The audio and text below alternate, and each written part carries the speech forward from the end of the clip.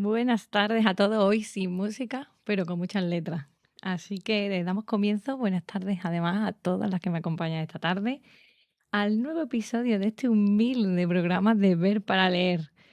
Este es el mes de marzo, el mes de la mujer por excelencia, y es un homenaje a este programa y una concienciación de la igualdad tan ansiada por todas que se reivindica cada día. Nosotras, desde aquí, hemos querido hacer un homenaje a la mujer en la literatura.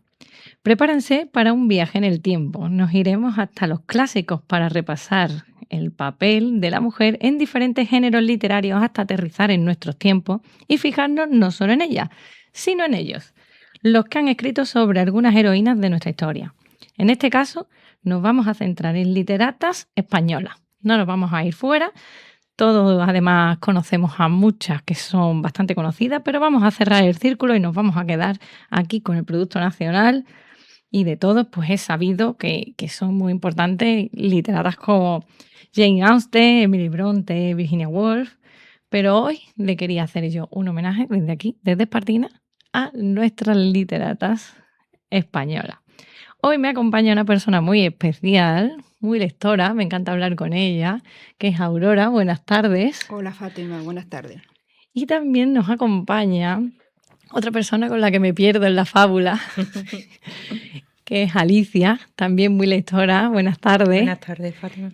Y yo creo que no tenemos mejor público que el que nos acompaña al otro lado de la mesa, que es María José, que le hemos hecho la encerrona. Y a los mandos, como siempre, Alejandro Fidalgo. Así que bueno, vamos a lanzarnos del tirón a este viaje y nos vamos en conversación. Y del tirón os voy a lanzar un dato. Un dato, y es que actualmente las mujeres leen más que los hombres, concretamente un 69,6% frente a un 59% de hombres. Nada más hay que verlo en nuestro club, ¿verdad, Aurora? Sí. No, y yo estos días haciendo repasitos de los últimos libros que me he leído he ido anotando y me he dado cuenta, no era consciente de ello, es que la mayoría de los libros que leo son de mujeres. Y he conseguido anotar del último tiempo 6 hombres nada más. Sí, hablamos de lectoras, pero es que hablamos también de escritoras. Ese era otro dato que quería lanzar, y es que se publican actualmente más libros de escritoras que de escritores en este caso. Pero bueno, es que lo de la lectura es increíble. Yo como librera doy fe en esta estadística de que leen más las mujeres que los hombres, al menos más. Que se vea. Sí, leemos muchísimo más. ¿Y tú que trabajas en un colegio, cómo ves desde pequeños lectores y lectoras? ¿Ves algunos por allí, algunas ratillas de bibliotecas, como yo les digo a los peques? Como en los colegios hay un plan de biblioteca y un plan de igualdad, pues digamos que ahí está puesta la semilla. Ahora, lo que vayan haciendo cuando van creciendo y desde casa ya tiene otro color, eso depende de la familia. Pero las niñas siempre han sido más lectoras. En los recreos se ve que alguna se para en el banquito ahí con las amigas a leer. Los varones es diferente. Prefieren el balón. No sabemos si esto viene a lo mejor un poco en la genética, que yo digo que muchas veces la carga genética hace mucho en los gustos, pero bueno, desde la antigüedad, nada más que no tengo que ir a cualquier película que nos pongan de época victoriana, el hombre estaba en el campo con los perros de cacería o con los amigos o fumando el puro, y las mujeres estaban bordando o leyendo. Es algo histórico, es algo cultural desde el inicio de los tiempos. A la mujer se la han relegado, a la mujer, bueno, y todavía casi, ¿no? Tenía 3 cositas nada más, o ser esposa, o ser religiosa, o ser prostituta. No había más en su vida, ¿no? Y la cultura ha seguido así, la mujer invisibilizada, se le han adjudicado unos roles, la casa, el cuidado de la familia y el resto de la vida como si no existiera para ella. El resto estaba para los hombres. Pero es realmente curioso cómo la lectura forma a las personas, que las mujeres fueran las más lectoras y sin embargo no eran las más, digamos, estudiadas. Claro, que es como algo contradictorio. Terminantemente prohibido que la mujer accediera a la cultura, ¿no? Estaba vetado completamente, no accedía en el siglo. Menos mal que llegó el siglo XIX, que ahí pudimos estudiar un poquito, relativamente, ¿no? Pero era un mundo vedado, paradójicamente. Sí. Y siempre más curiosas por aprender, ¿no? Y ahí, partiendo de esa base, nos vamos a ir de viaje directamente a donde has dicho, al siglo XIX, y vamos a empezar. Nos podríamos ir más atrás, pero bueno, yo me he querido quedar ahí y he querido hacer un guiño aquí a nuestro técnico. Y nos vamos a parar en una escritora muy importante, una mujer que supo destacar en la historia, que fue Rosalía de Castro. Rosalía de Castro, que yo creo que lo poco que sé leer en gallego me lo enseñó mi abuelo con poemas de ella, que también era gallego, y bueno, fue pionera en la poesía moderna, fundamental en la literatura posromántica española, ¿no? Impulsora del renacimiento del gallego, no solo como lengua oral, sino como lengua escrita, porque el gallego realmente no se escribía, se hablaba, pero no había esa cultura de hacer libros ni de escribir en gallego hasta que ella, digamos, lo impulsó. Y fue una mujer, estamos hablando, siglo XIX.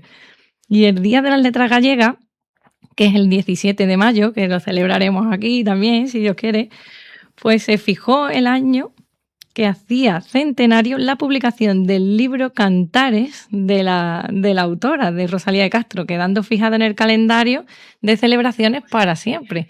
Ese día es como dato curioso, me llamó muchísimo la atención que bueno, fechas tan importantes y que un lenguaje oral se quedara fijado hasta nuestros días de hoy, pues al final lo impulsaron una mujer en el siglo XIX. Si me permites leer, porque Sí, a mí claro que sí. al hablar de Rosalía de Castro es que tiene mucha amiga. Y hay un libro, que no sé si conocéis, de Lara Belli, una escritora gallega, joven, y he cogido una frase del libro que dice, está escrita por el marido de Rosalía de Castro, Vale. que tiene tela. Y dice así, siempre se dirá de la mujer que como la violeta, tanto más escondida vive, tanto es mejor el perfume que exhala. La mujer debe ser sin hechos y sin biografía, pues siempre hay en ella algo que no debe tocarse. Tiene tela la frase.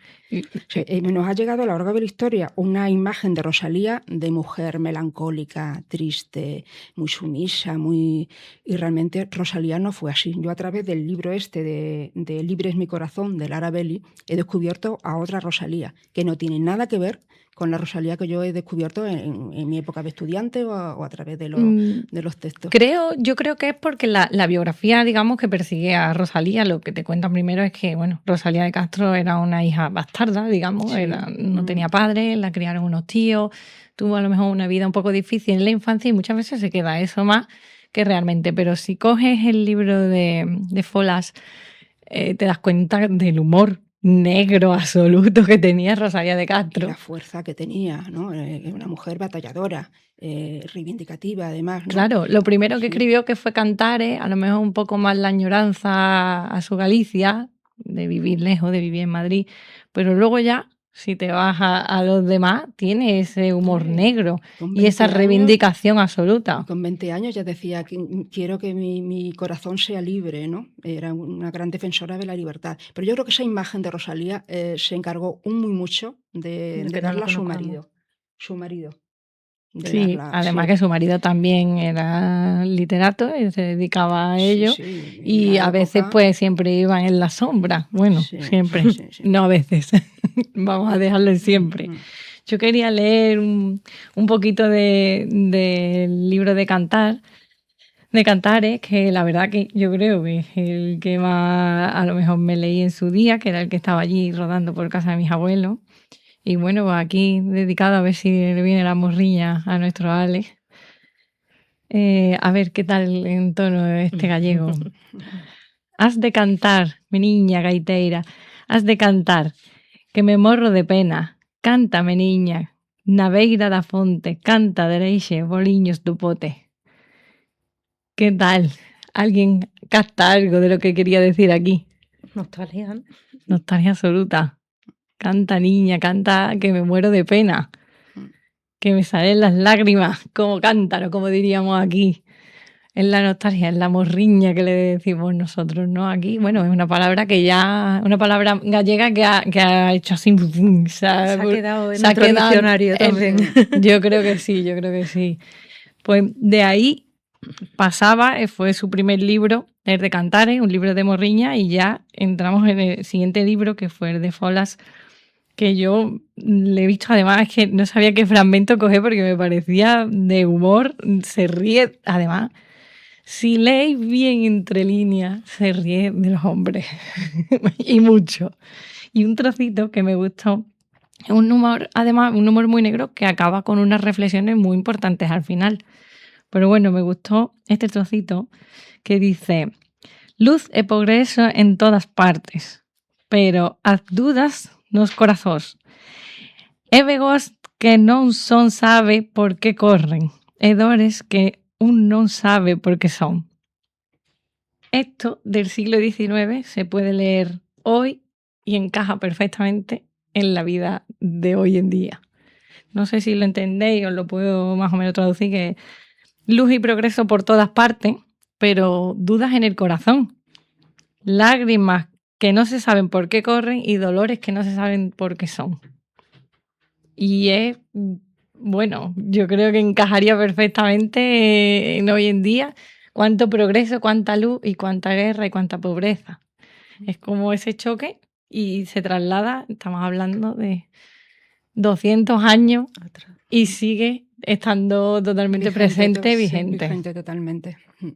Así que bueno, pues de aquí nuestro homenaje a nuestra querida Rosalía de Castro por poner ahí la semilla, y seguimos con otra gallega, porque parece que las gallegas iban a tope en ese siglo XIX, y es que llegamos hasta otra importante de la literatura, que fue doña Emilia Pardo Bazán, y ese doña le viene ahí, porque yo creo que era una señora que los tenía bien puestos. Sí, tenía carácter ella. Sí, ¿no? Y se ha notado. Hemos leído además en el club de lectura de la fábula en enero, leímos clásicos y leímos un libro de ella, Insolación. Yo creo que es de los menos conocidos ahora mismo, pero en su día creo que fue boom.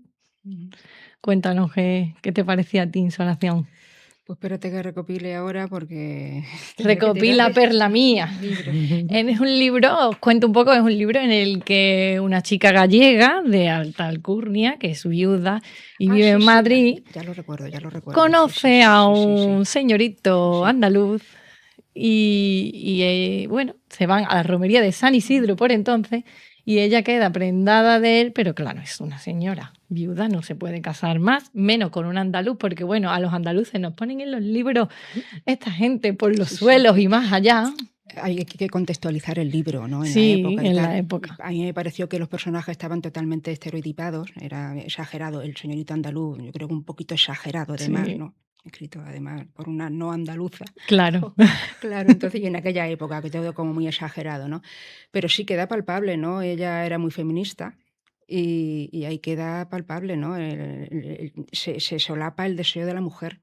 No se le permite tener deseo, no tiene que estar encerrada, está todo mal visto, pero ella, bueno, y al final triunfa el amor, digamos. Sí, ¿no? además, a mí lo que más gracia me hizo era como está todo vetado, no se puede enamorar, y menos de un andaluz, y todo lo achaca que es una insolación lo que ha sufrido en esa romería. Se le ha nublado la mente. Totalmente. El vinito en la romería de San Isidro. Claro, entre el vinito y el solito, pues claro, la gallega se nos ha enamorado y era todo el producto. Pero un libro muy atrevido, ¿eh? Que Emilia fue una revolución en la época. Se atreviera a escribir en esos parámetros, ¿no? Y sacar ese tema fue arriesgado en aquella época, ¿no? Sí, porque el libro además está escrito prácticamente entero en primera persona y la mujer acaba, digamos, criticando hasta el cura. Entonces, bueno. Ahora bien, yo pienso que ella pudo escribir eso porque era una persona muy culta y yo creo que le daba papa con ondas a muchos de los congéneres que la rodeaban, ¿no? Si no, no sé yo. Sí, fue pionera en el feminismo. Sí. Fue la primera mujer, además, y esto es importante, la primera mujer socia del Ateneo.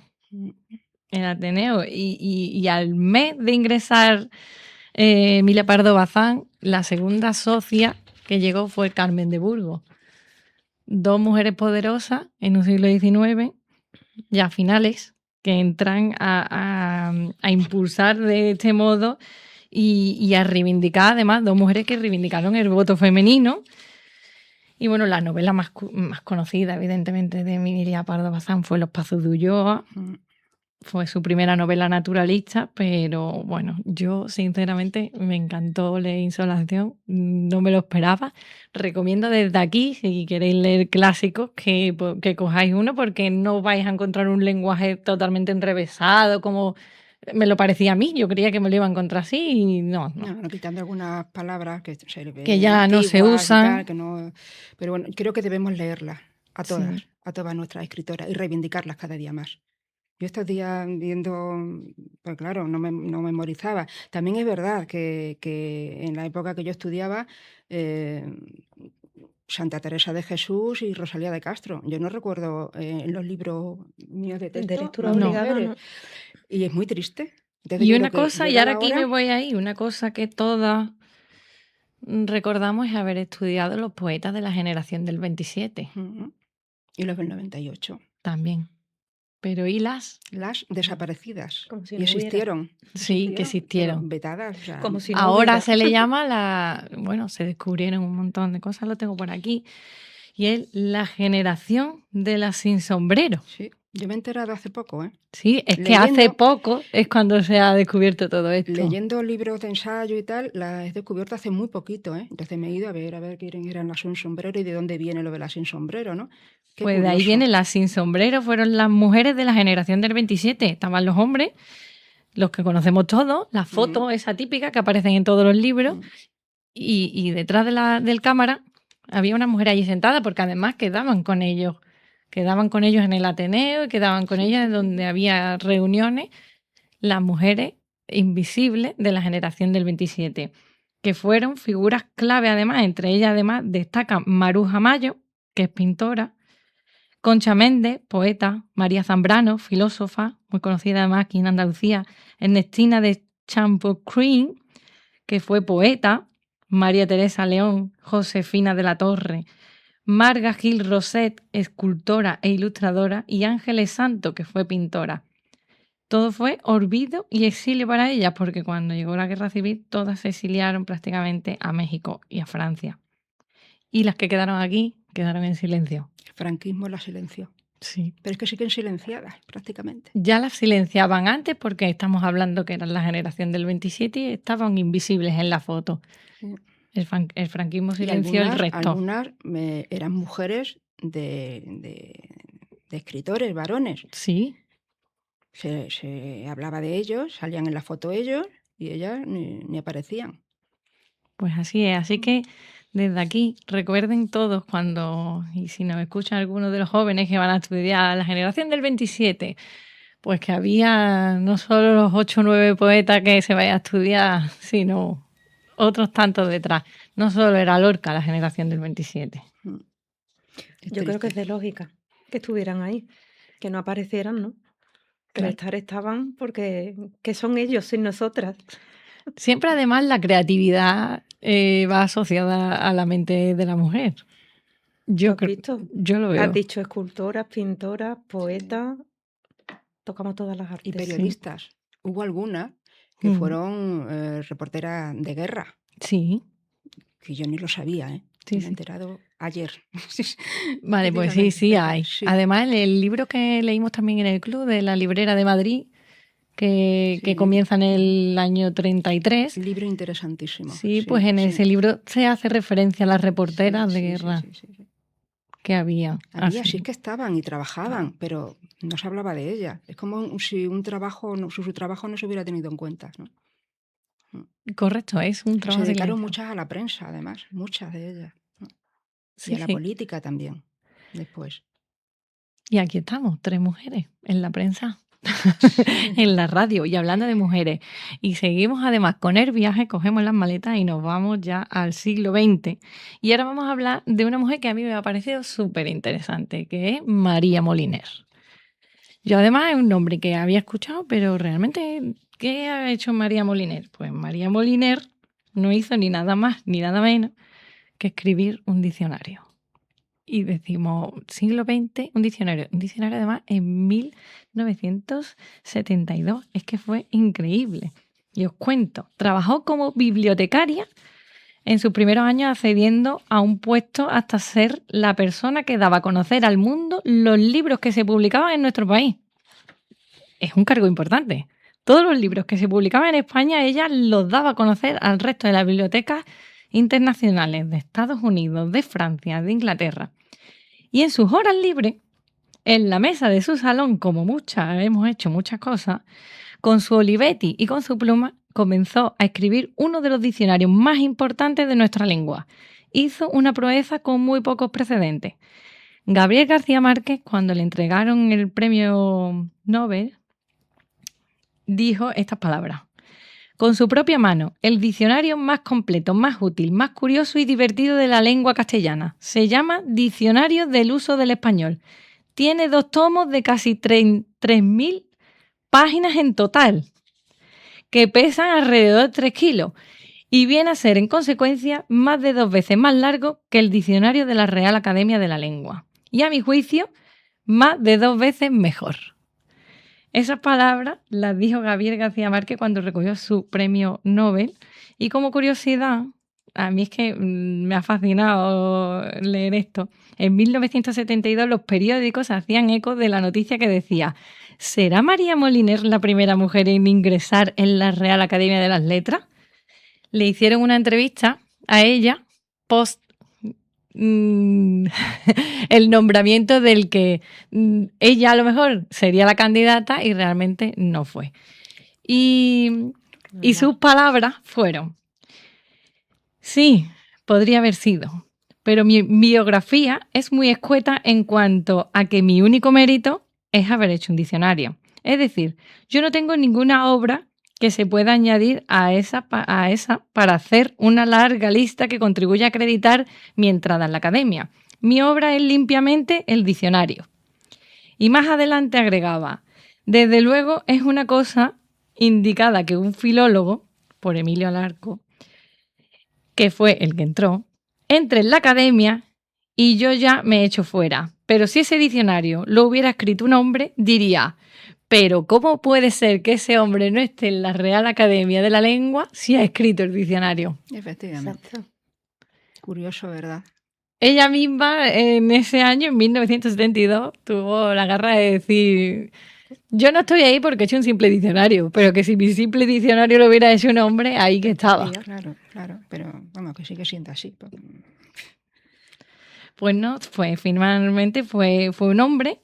Fue un hombre el que entró ahí. Y yo, bueno, desde aquí os recomiendo, y ahí es cuando antes os he dicho, vamos a hablar de ellos también, de ellos que escribieron sobre ella. Os recomiendo un libro que es de Andrés Neumann, que se llama Hasta que empieza a brillar, que es la biografía de María Moliner, que es increíble, porque además lo cuentan con una dulzura muy bonita y con ese desparpajo que yo creo que esta señora tenía. Interesante, ¿no? Muy Casi. bonito que lo haya escrito un hombre.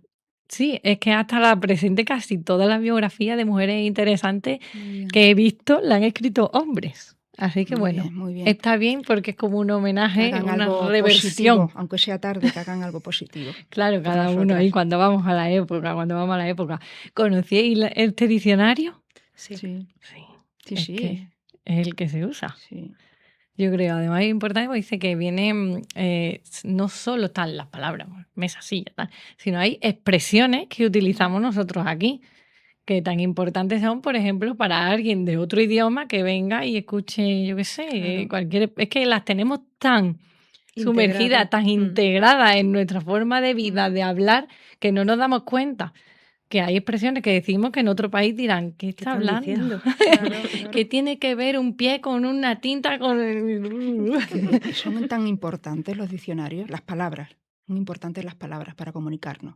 Es la base de la comunicación, ¿no? Claro, Y las palabras, y los sinónimos que vienen en los diccionarios también, ¿no? Que es lo ideal. enriquece el Claro. habla. Sí. Sí, pues la verdad que es interesante. Y sobre todo a la hora de escribir, por ejemplo, tener el uso de un diccionario ahí cerca para coger sinónimos, para no repetir palabras, para Efectivamente. enriquecer un poco el Sí. escrito. Sí. Y no estamos hablando de escribir una novela, que puede ser escribir una carta misma a Hacienda para decirle: esta ayuda me la tenéis que No, dar. una cosa de enriquecimiento Podemos utilizarla. personal, ¿no? Para mí que son muy importantes las palabras. Es bonita esa frase. Sí. Bueno, pues otras de la época de este siglo XX en el que ya hemos entrado, fue Carmen Laforet, que fue además ya premio Nadal, Ana María Matute, miembro de la Real Academia de las Letras, Clara Campoamor, muy conocida por todos, yo creo, una biografía, y bueno, y lo que hablábamos antes, y las sin sombrero. Todas esas mujeres, que además, ¿sabéis por qué le llamaban la generación de las sin sombrero? Sí. Cuéntanos, venga. Bueno, pues no iban ellas solamente, estaban Dalí también, García Lorca, Mayo, y se decidieron en la Puerta del Sol de Madrid descubrirse la cabeza, quitarse los sombreros, un poco en gesto de rebeldía, ¿no? Contra las convenciones sociales. Hay un libro muy bonito que me leí el año pasado que se llama La Sociedad de la Pluma y la Rosa. Me lo recomendaste tú, Sí. me encantó. Sí. Es un libro que refleja todo esto que estamos hablando. Me lo recomendaste en un bajón que yo tenía el año pasado, Sí. Estaba muy chunga, y sí, yo creo que me Porque salvó. te ríes también. Me salvó un poquito, sí, me gustó. Desde aquí un besito muy gordo a nuestra querida amiga que escribió esa maravilla. Ese libro, La Sociedad de la Pluma y la Rosa, refleja, es una historia de 5 amigas que por cosas de la vida confluyen en Madrid, no son de allí, de Madrid, nada más que es una de ellas, y una de ellas decide montar una librería y hace un club de lectura. Y es esta época convulsa de los años 20, en el que hay mujeres que quieren ponerse pantalones, en el que hay mujeres que quieren escribir teatro, como nuestra protagonista sevillana que sale en esa novela. Y bueno, una de las sorpresas que sale en esa novela es Emilia Pardo Bazán, que acude a la librería de esta chica. Se habla de las reuniones en el Ateneo y la verdad que es bastante interesante, te vas a reír un montón. Se habla mucho de la poesía de Bécquer porque la protagonista, que es sevillana, está enamoradísima de Bécquer y de esa fuente de Bécquer que hay en el Parque María Luisa. Y bueno, pues recomendado porque te da un pequeño viaje por este comienzo de las letras y de las mujeres en la literatura.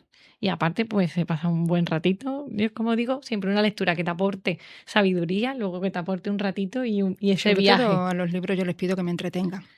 Eso es lo primero. Y después que me aporten datos, historia, ¿no? Sí. Que me enriquezca. Eso es importante, yo creo. Es una manera de estar pasándonoslo bien y luego estamos aprendiendo algo nuevo. O a veces, aunque sea de un lugar concreto, a mí me encanta que la gente me diga, ay, es que me he estado leyendo esta novela y he buscado en internet y existe de verdad tal castillo. Pues ya has ido por un momento, te has trasladado a ese sitio y eso es bonito, es nuestra cultura, es nuestro mundo donde vivimos. Bueno, pues yo quería que nos contaran un poquito, porque hablando, no me quería salir todavía del siglo XX, algo que os llevéis de esas lecturas que hayáis tenido del siglo XX, de alguna que hayáis apuntado. Yo de los últimos libros y hago memoria y tengo uno que, 3 o 4 por ahí anotados, ¿no? Hay uno que imagino que lo conoceréis, que es La frontera lleva su nombre, de Elena Moreno Xeredre. No sé si lo habéis leído. No. Bueno, destaco una frase. La literatura posee la fuerza arrasadora de los sueños y hablar de ella es como hacer conjuros para que los muros invisibles que nos limitan desaparezcan. Oh. Es una novela muy bonita. Transcurre en el Pirineo aragonés, en la época... Son historias de varias generaciones, bisabuela, abuela, hija, nieta, ¿no? Entonces las llamaban las golondrinas porque pasaban a Francia en todos los octubre o la primavera, no me acuerdo cuándo era, en octubre, a coser las alpargatas a la fábrica en Francia, Sí. y volvían después en primavera. Como las golondrinas. Como las golondrinas, ¿no? Es una historia muy bonita. Conflicto, la guerra, se quedan entre 2 guerras, digamos, la nuestra y la Segunda Guerra europea, Mundial. ¿no? Sí, un libro muy bonito. Y después tengo varios, es que, como tú ya sabes, leo, pero destaco el de Lara Belli, Libre es mi corazón, que eso lo aconsejo, lo recomiendo siempre. Y después últimamente me he leído El infinito en un junco, que no me lo había leído, de Irene Vallejo, que es que me ha encantado. Es un cuento tan, tan bonito, de la manera que está contado. Es como un cuento para mí, ¿no? La historia del libro. Sí. Que es una belleza maravillosa. Irene Vallejo la tengo aquí destacada claro, del siglo XXI. Es ya. la historia pura y dura del libro. es una belleza Pasa por asombrosa. toda la historia. Además es una Desde el periodista, Junco. Irene Vallejo es una periodista genial. Yo no había Hace leído nada de ella. una columna increíble en prensa. A mí me gusta mucho leerla. Leer los pequeños artículos que publica me gusta mucho. Hace unas reflexiones bastante importantes. Siempre además desde una perspectiva muy feminista, pero del feminismo, como yo digo, de verdad. Del que no va unido a ningún partido político, sino a la verdad, a las personas. Es que para mí eso es lo que prima por encima de todo. Sí. Y ella lo consigue. Y a mí eso me gusta. Claro que sí. Bueno, destacar las vulnerabilidades también, que me ha gustado, de Elvira Sastre, Las Filipinianas, de Isma Chacón. Muy bonito. Y el último que me ha gustado mucho que me he leído ha sido La raíz del poder, que te lo comenté el otro Sí. día en tu librería, de Ana Bernal Triviño. Hay historia pura del porqué del patriarcado, desde el Paleolítico, desde el inicio del hombre sobre la Tierra, hasta ahora, hasta nuestros días. Explica el porqué. Es un ensayo, ¿no? Es un ensayo, sí. Yo es que leo, ya sabes, Sí, ensayo, sí, novela.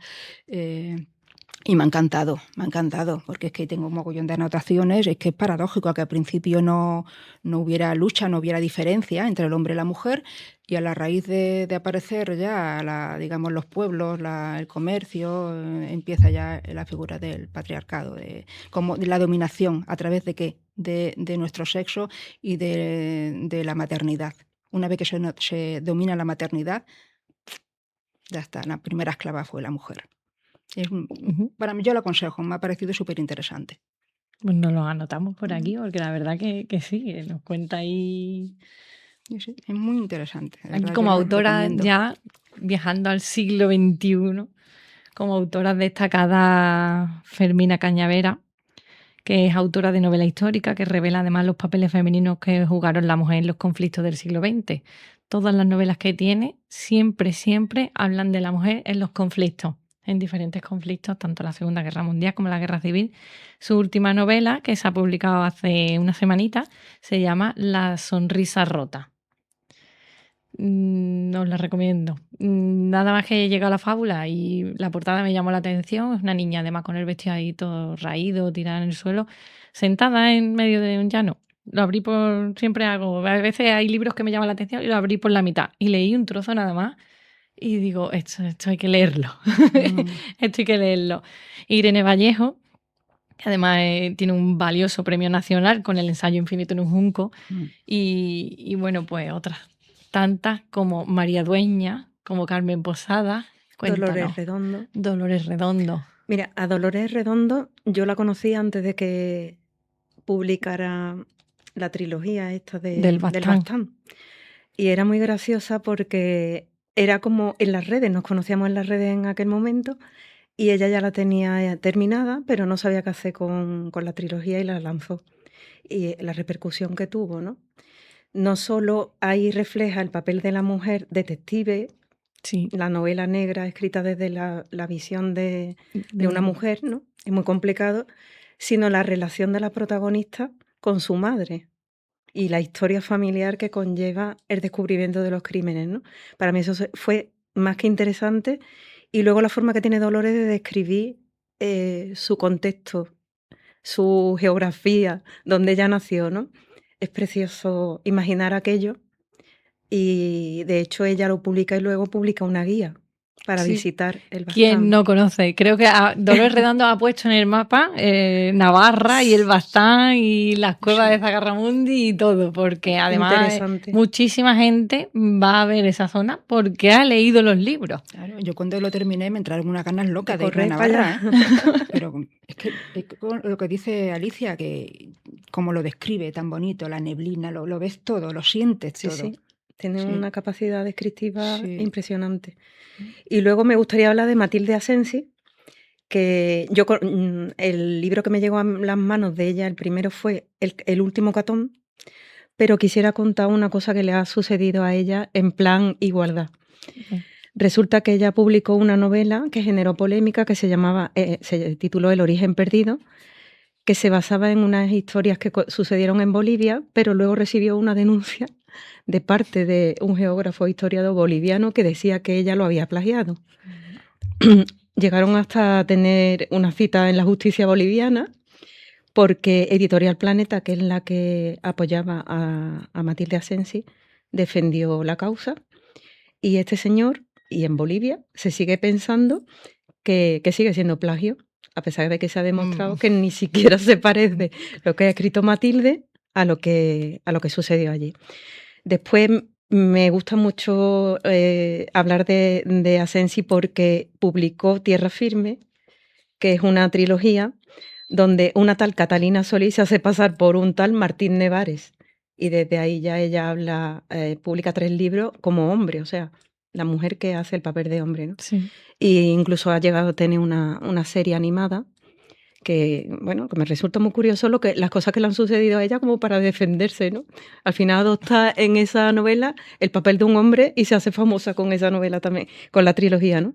Y lo último que le ha sucedido, que aunque tenemos poco publicado de ella desde hace tiempo, que la aclaman para que escriba la continuidad del último Catón, y ella ya decía que esa historia estaba cerrada, pero como le insistían tanto, pues ha escrito El regreso del Catón. Bueno, lo escribió en 2015, ¿no? Y El regreso del Catón pues acaba en una historia más complicada que acaba sucediendo en el Vaticano. O sea, que ya como diciendo, me obligáis a escribir cosas que ni siquiera tengo pensadas, pero debido a que la aclaman, ¿no?, sus lectores, ha seguido adelante con su publicaciones. Este es el papel de la mujer. Bueno, y los premios que ha recibido, que es que lo desconocemos, pero... Claro, ahora mismo las escritoras ya reciben premios, evidentemente, y muy bueno, y últimamente además se destaca que eso, hay más escritoras que escritores, hay más premiadas porque hay más escritoras, y bueno, y luego hay más novelas como las que hemos dicho antes de mujeres. A mí me gustaría terminar con una novela que ha sido publicada esta semana, que la ha publicado Sergio Molino. Sergio Molino ha escrito novelas de alemanes, novelas históricas. Y esta novela a mí me llamó la atención el otro día, que lo vi en una entrevista, se llama La hija. Y La hija no cuenta nada más y nada menos que la historia de Rosario Weiss, que Rosario Weiss ahora mismo la escuchamos y no sabemos quién es. Pero si yo digo Francisco de Goya, todo el mundo sabe quién es.